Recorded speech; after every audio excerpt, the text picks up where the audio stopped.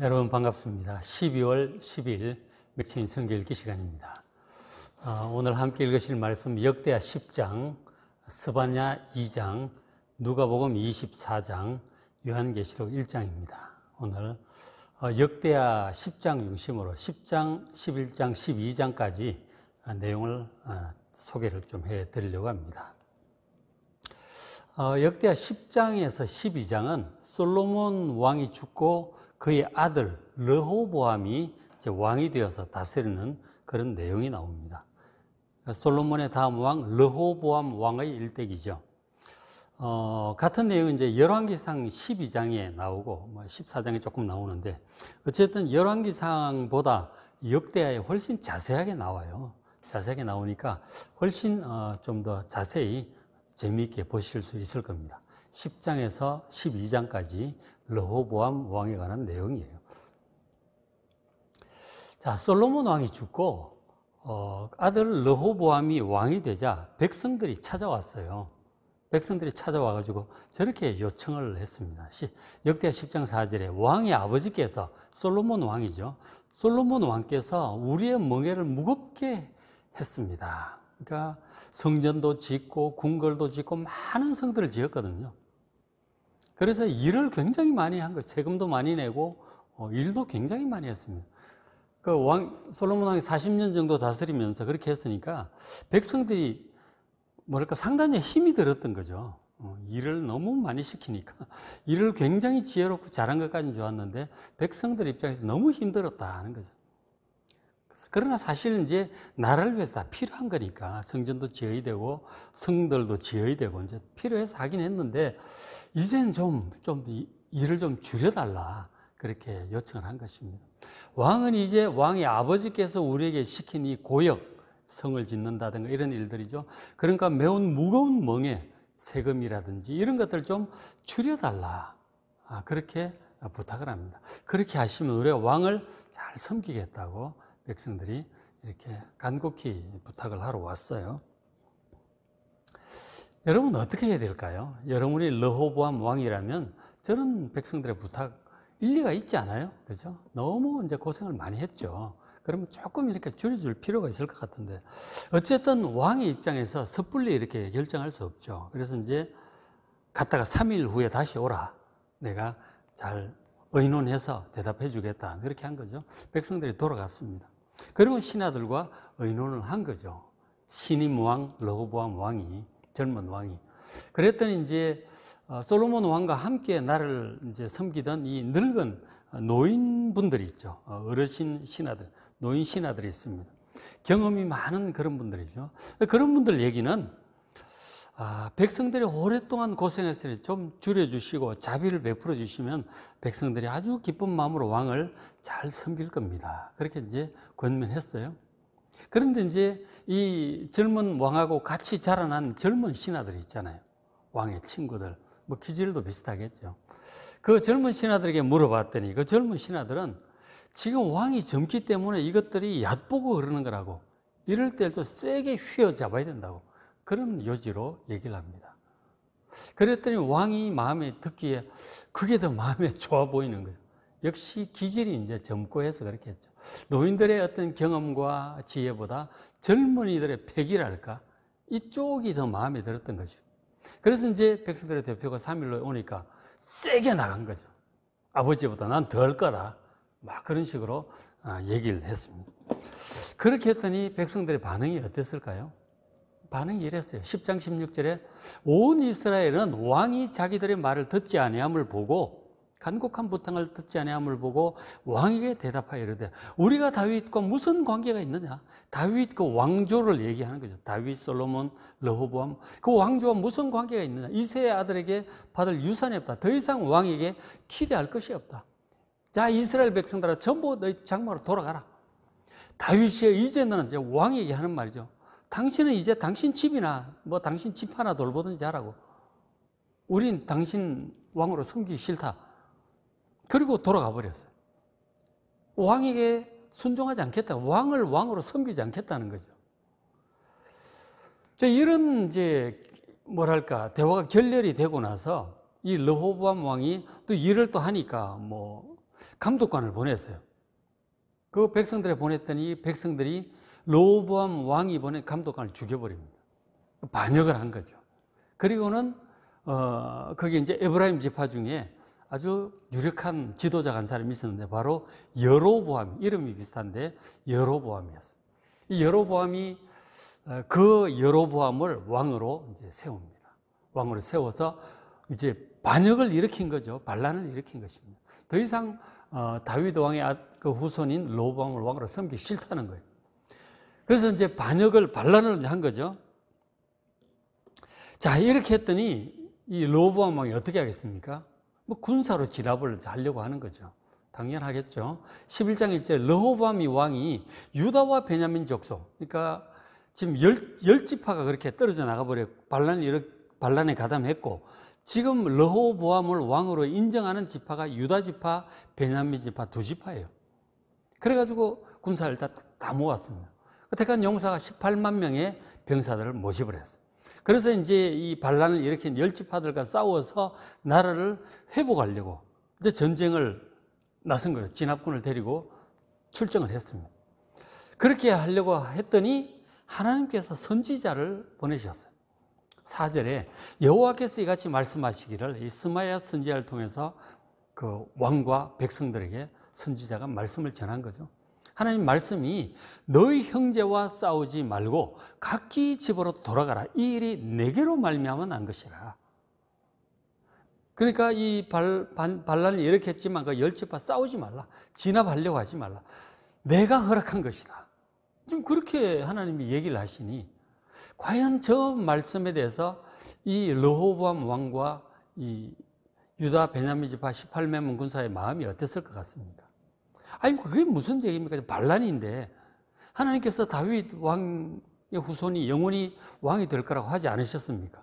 그리고는 뭐 하나님 말씀 무시하고 그렇게 전쟁터로 갈 수도 있죠. 그러나 다행스럽게도 르호보암 왕과 이 군사들 마음에 하나님 말씀이라고 하니까 그 말씀을 순종해요. 아, 그게 하나님 뜻이라면 어쩔 수 없지. 하나님 뜻이라는데 그 전쟁 해봤자 안 되는 거예요. 바로 하나님 말씀을 믿고 그 말씀 그대로 순종하여 돌아갑니다. 그러니까 열 지파가 독립해 나가도록 이제 허용을 하게 된 거죠. 하나님 뜻이라는데 어떡하겠어요? 어쨌든 믿음과 순종으로 했어요.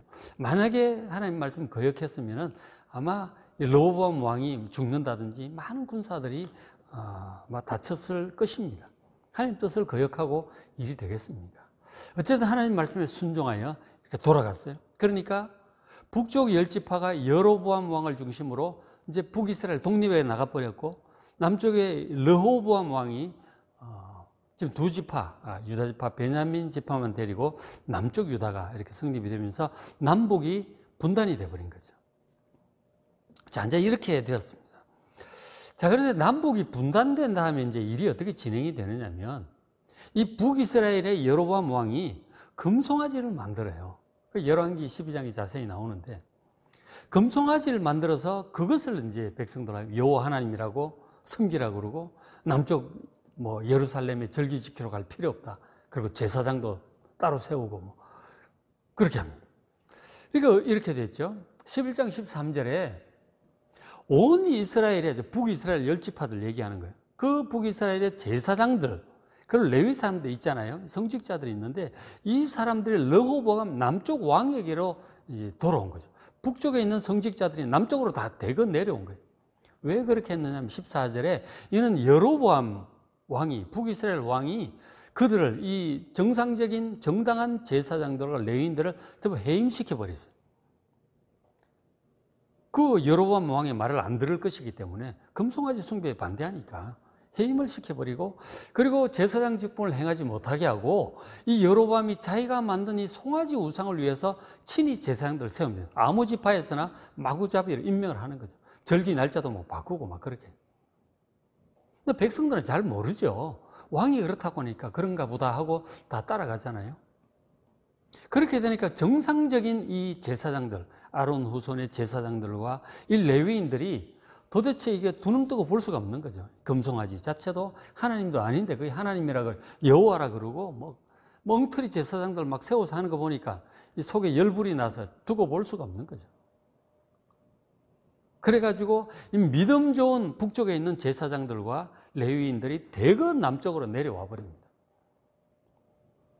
그래서 이 사람들이 내려와가지고 굉장히 믿음 좋은 사람들이 대거 내려오니까 남쪽이 이제 신앙 부흥이 일어나는 거죠. 17절에 그러므로 3년 동안 이들은 내려온 초기에 3년 동안 남쪽 유다를 도와서 르호보암 왕을 강성하게 합니다.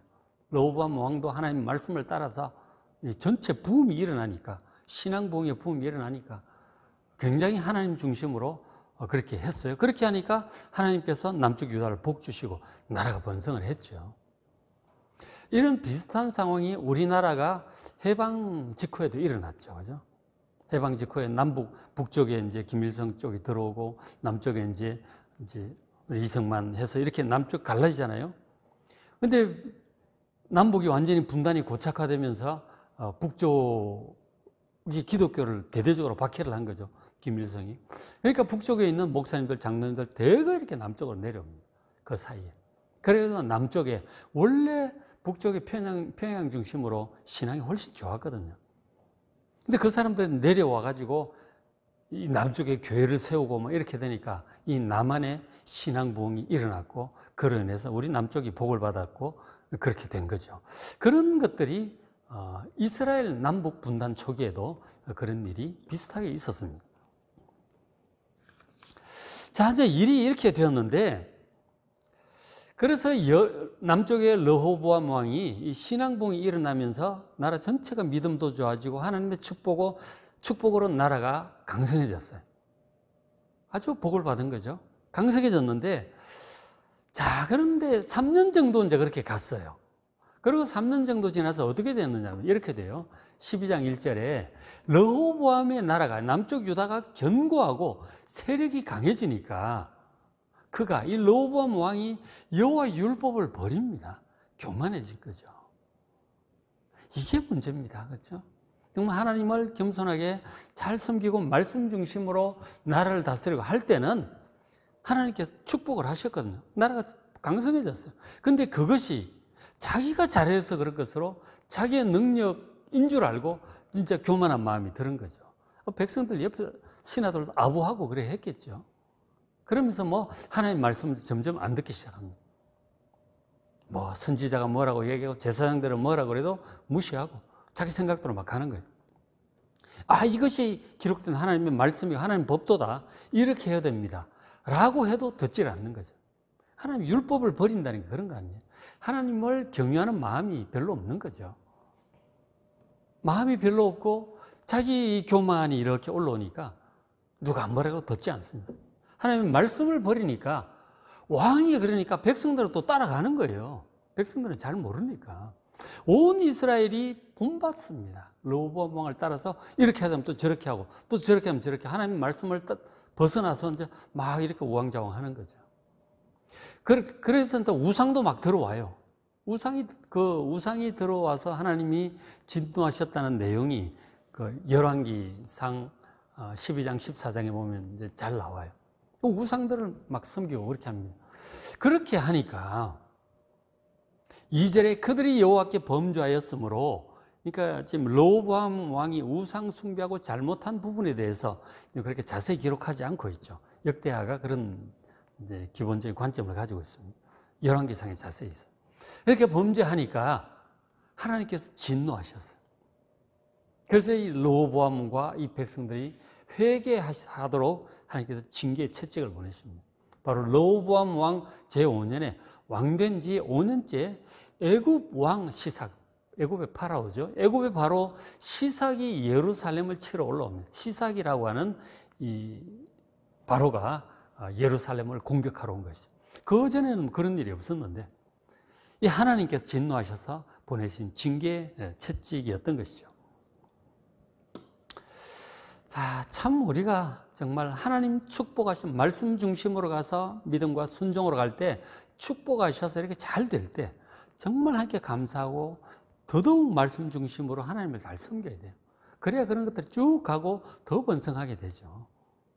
근데 교만해지면서 이제 하나님을 경외하지 않고 말씀을 버리고 자기 생각대로 육신을 따라 세상 풍조를 따라가면 저렇게 되는 거예요.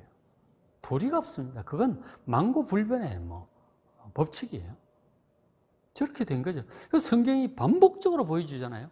솔로몬조차도 마찬가지고 다윗도 그랬고 하나님 말씀을 떠나면 환란이 오는 것입니다. 어쩔 수 없어요. 그거는 정해진 법도예요. 자, 그렇게 이제 큰 환란이 오니까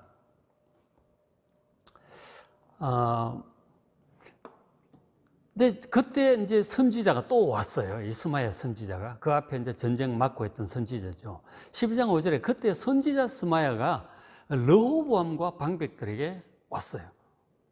지금 이 애굽 군대의 침략을 받고 막 당황하고 있는 왕과 이 방백들 신하들에게 와서 하나님 말씀을 전합니다. 와서 이르되 여호와께서 이같이 말씀하셨다고 합니다.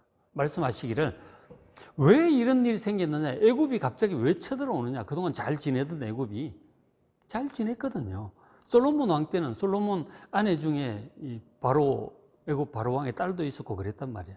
그러니까 애굽하고 굉장히 잘 지냈어요. 그리고 르호보암 초기에도 별일 없었거든요. 갑자기 이제 이런 일이 생긴다고 하는 것은 이 하나님께서 하신 거죠. 그 하나님 말씀을 하시는 거예요.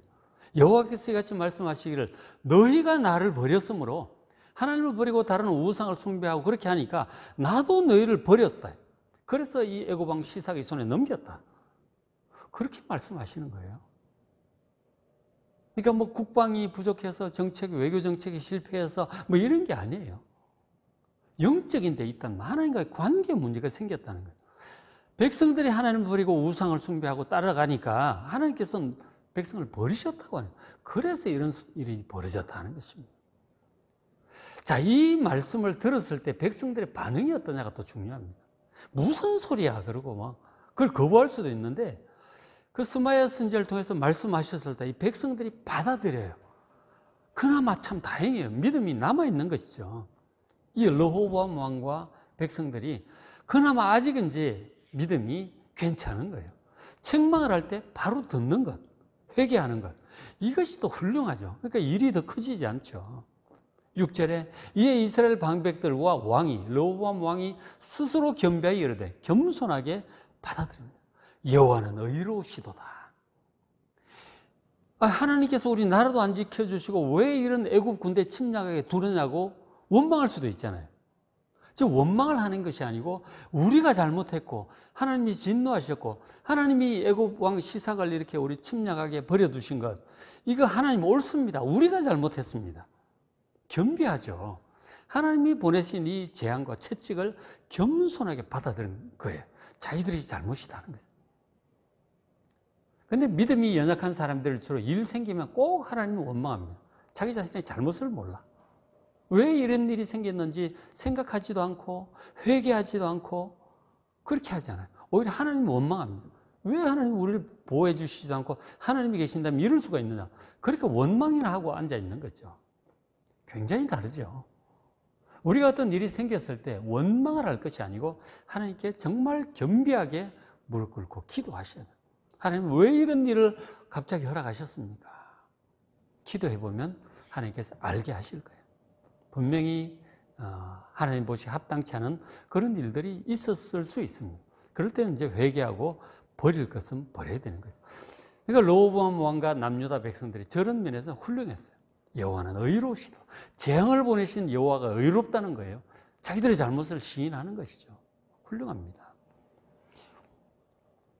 자, 그렇게 백성들이 반응을 하니까 하나님께서도 이렇게 말씀을 하시죠. 7절에 12장 7절에 그들이 스스로 겸비하였으니 백성들이 잘못을 인정하고 겸손하게 채찍을 받아들이니 내가 멸하지 않겠다. 예루살렘이 완전히 멸망당하지 않고 저희를 조금 구원하겠다는 거죠. 희한한 말씀이죠. 저도 처음에 저 말씀 보고 야, 참 구원하시는 거지 조금 구원은 또 뭐야? 희한하죠. 저럴 수 있습니다. 하나님께서 우리가 막 이렇게 힘들 때 부르짖으면 내가 너를 조금 구원하겠다. 그럴 수도 있어요. 하나님을 조금 섬기면 조금 구원하시는 것 같아요. 전심으로 섬기면 온전히 구원하시는 것 같아요. 심은 대로 거두는 것입니다. 우리가 하는 대로 하시는 거예요. 하나님께서. 조금 구원하겠다. 그래서 어느 정도냐면 나의 노를 시삭의 손을 통해 예루살렘에 쏟지 않겠다. 예루살렘에 초토화되도록 그렇게 하지 않겠다는 거죠. 그러니까 파괴되지 않도록 파괴되지 않도록은 내가 보호하겠다는 거죠. 그런데 이제 어떻게 하느냐 하면 8절에 그러나 그들이 이 예루살렘 백성들이 시삭, 즉 애굽 바로의 종이 되어서 이제 섬기게 될 거다. 그런 말씀을 하시는 거죠. 너희들이 나를 섬기기 싫어하고 나를 섬기기 싫어하니 그러면 애굽 왕 시삭을 한번 섬겨봐라. 나를 섬기는 게 나은가 애굽 왕을 섬기는 것이 나은가 한번 겪어보라는 거죠. 그래서 저 때부터 이제 애굽의 간섭을 계속 받게 되는 거죠. 솔로몬 왕 때는 뭐 절대로 생각할 수 없는 일이죠. 가장 강력한 강대국이었는데 아주 대등한 관계에서 애굽과 그렇게 잘 지냈죠. 근데 지금 르호보암부터는 이제 애굽에게 굽실굽실 이제 상국으로 섬겨야 되는 거죠. 과연 애굽을 섬기는 것과 여호와 하나님을 잘 섬기는 두 사이에서 어느 것이 좋을까? 한번 겪어보라고 하는 것입니다. 여러분, 하나님을 섬기시길 바랍니다. 그러면 다른 것 안 섬겨도 돼요. 정말 그 압제당하고 굴복하고 그렇지 않아도 될 것입니다. 하나님만 섬기면 다른 거 섬길 필요 없어요. 하나님 잘 보호하시니까. 근데 그 하나님을 제대로 섬기지 않고 다른 뭐 돈을 더 섬기고 그럼 돈한테 휘둘리게 돼요. 사람들을 섬기면 사람한테 휘둘리게 돼요. 자기 자신을 섬기면 자기 자신이 또 넘어지고 뭐 그런 일도 생기는 것이죠. 자기 자신보다 어떤 사람보다 어떤 물질보다 하나님을 가장 섬기는 여러분 되시길 바랍니다. 그게 잘하는 거예요.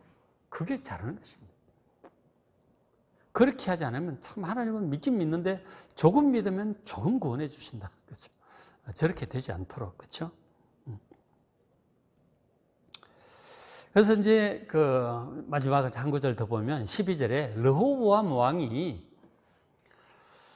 스스로 겸비하였고 하나님 말 책망을 듣고 스스로 겸손하게 회개도 했잖아요. 그리고 유다의 선한 일도 있어요. 하나님을 잘 섬기기도 했잖아요. 그 나라 초기에, 르호보암 왕 초기에 그런 일들도 했고 잘한 것들도 있거든요. 그것도 하나님 아세요. 잘못한 건 잘못한 것대로, 잘한 것은 잘한 것대로 하나님 다 기억하시고 공정하게 하십니다.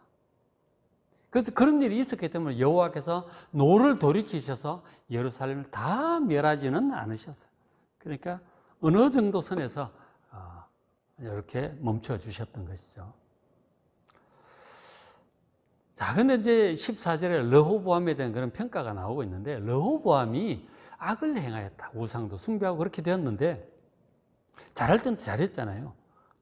그러니까 하나님 말씀 선지자가 말하면 또 믿고 순종하고 그런 건 했는데, 근데 왜 이렇게 오르락 내리락 하느냐면 14절에 르호보암이 악을 행하여서 이는 이유가 중요해요. 그가 르호보암 왕이 여호와를 구하는 마음을 굳게 하지 아니함이었더라 하는 거죠. 하나님을 구하긴 구하는데 그것이 굳질 않아. 적당히 하는 거죠. 대강 믿으니까 대강 의지하고 하나님 말씀도 대강 듣는 거예요. 다윗 왕은 그러지 않았어요. 전심으로 하나님 말씀을 귀를 기울이고 주야로 묵상하고 말씀을 따라 살았어요. 그리고 어떤 일이 생겼을 때 그 어떤 것보다도 하나님을 전심으로 의지합니다. 전심으로 의지를 했어요. 그러니까 하나님께서 다윗이 기도하면 전적으로 구해주시는 거죠. 그리고 풍성한 축복을 주시는, 대강 이렇게 주시는 게 아니고 풍성한 축복을 주시는 것입니다. 참 인상적이지 않아요? 다윗과 르호보암. 우리 이제 성도들 이제 주변에 이렇게 같이 한번 보십시오. 자기 자신도 살펴보시고. 믿음이 아주 좋은 사람이 있고, 믿음이 형편없는 사람도 있고, 아주 없는 사람도 있지만, 믿음이 아주 있긴 있는데, 너무 좀 미약한 경우도 있고, 믿음이 적당히 있는 사람도 있고, 그렇잖아요. 믿음이 다 같질 않아요.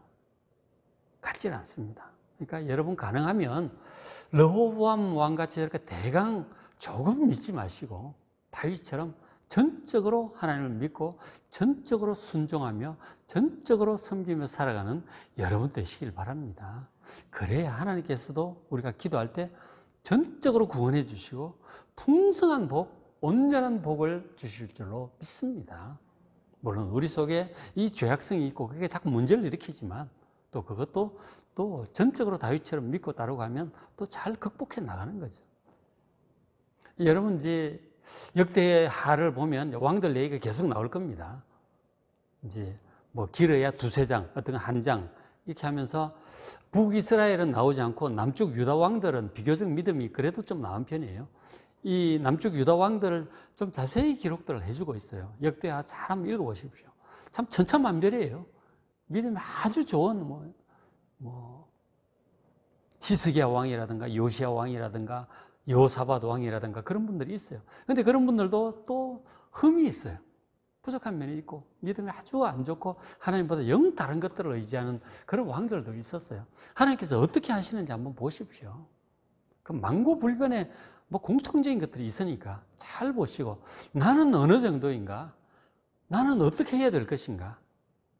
여러분 여러 왕들을 통해서 정말 좋은 믿음을 잘 배우는 여러분 되시길 바랍니다. 자, 오늘 읽으실 말씀 역대하 10장, 오늘 10장부터 11, 12장 르호보암 왕인데 오늘은 10장만 읽으시고 나머지 내일 읽으세요. 그럼 스바냐 2장, 누가복음 24장, 마지막 장이죠. 요한계시록 이제 오늘부터 시작이 됩니다. 요한계시록이 좀 어렵거든요. 그래서 제가 지난 봄에 그 요한계시록 전체를 소개한 요한계시록 소개 강의가 있습니다. 그 재생 목록 12월 달 안에 다 들어와 있으니까 요한계시록 소개 꼭 들으시고 요한계시록 읽어보시기 바랍니다. 저도 이제 다시 들어봤어요. 잘 정리가 되어 있으니까 요한계시록 강의 꼭 들으시고 요한계시록도 보시길 바랍니다.